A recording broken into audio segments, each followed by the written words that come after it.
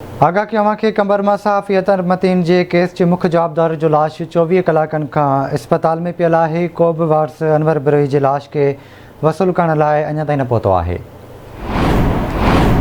तव्हांखे कंबरमा ख़बर ॾिनी पिया साफ़ी अतर मतीन केस जे मुख्य जवाबदार जो लाश 24 कलाकनि खां अस्पताल में पियल आहे। को बि वारस अनवर बिरोही जे लाश के वसूल करण लाइ अञा ताईं न पहुतो आहे। तफ़सील वठंदासीं कंबरमा हाकिम ख़ासि के लिखां। हाकिम आगाह कजो।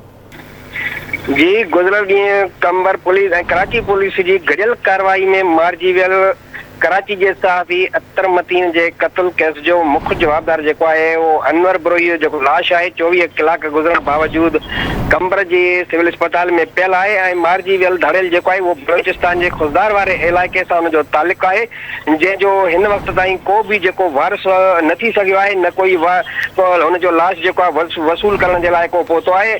उन सिलसिले में कंबर पुलिस जो चवणु आहे त मारिजी वियल धड़ेल जो वारसनि पारां राब्तो कयो आहे, पर हिन वक़्त ताईं को बि हुनजो वारस जेको आहे उहो अची न सघियो आहे। जॾहिं त कंबर जी सिविल अस्पताल में सर्द खानो ऐं मुर्दा खानो न हुजण करे जेको लाश जेको आहे उहो धड़ेल जो जेको आहे उहो खुलियल जॻह ते पियल आहे, जंहिं करे डॉक्टरनि ऐं मुलाज़िमनि ऐं मरीज़नि खे जेको आहे त उहो सख़्तु तकलीफ़ सां मुंहुं ॾियणो थो पए, जंहिंखे 24 कलाकनि खां मथे गुज़री वियो आहे। जेको लाश जेको आहे त उहो अस्पताल जे खुलियल हंधनि ते जेको पियल आहे, जंहिं करे उहो उते मरीज़नि खे ऐं डॉक्टर ऐं अमले खे जेकी आहे उहा सख़्तु तकलीफ़ सां मुंहुं ॾियणो थो पए।